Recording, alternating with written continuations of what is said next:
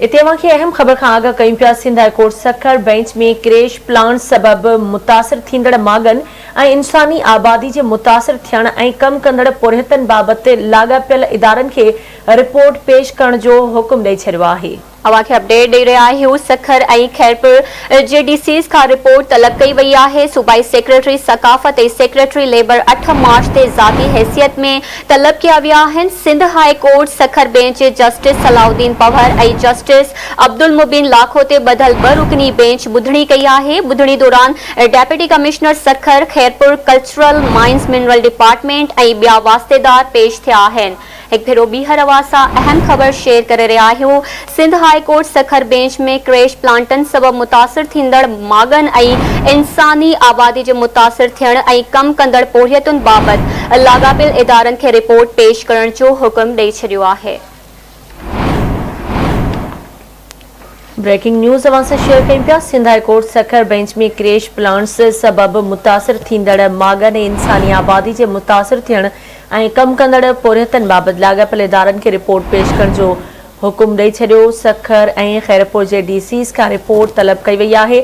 सूबाई सेक्रेटरी सकाफ़त ऐं secretary labour 8 मार्च ते ज़ाती हैसियत में तलब कया विया आहिनि। तफ़सील मालूम कंदासीं। सखर मां आवाज़ जो रिपोर्टर मोरड़ो महर असां सां लाइन ते मौजूद आहे। जी मोरड़ो महर, छा तफ़सील आहिनि, आगाह कजो।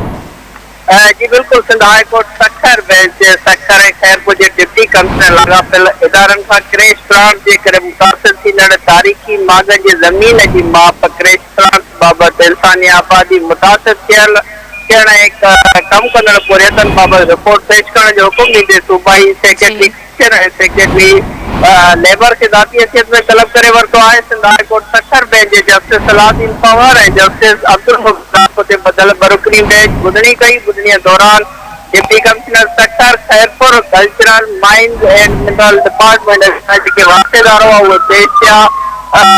अदालत खे जेको आहे माइंस एंड मिनरल डिपार्टमेंट जे तरफ़ां ॿुधायो वियो त हुननि जी तरफ़ां क्रेश प्लांट लाइ लाइसेंस जेके आहिनि उहे जारी न आहिनि कया विया। जंहिंते जस्टिस सलाउद्दीन पवर रिमार्क्स में चयो त डिप्टी कमिश्नर पंहिंजी ऑफिसुनि में वेही MNA MTS जे फ़ोन जो इंतज़ारु कंदा रहनि था। अवाम जी उन्हनि खे का ग़लती कोन्हे।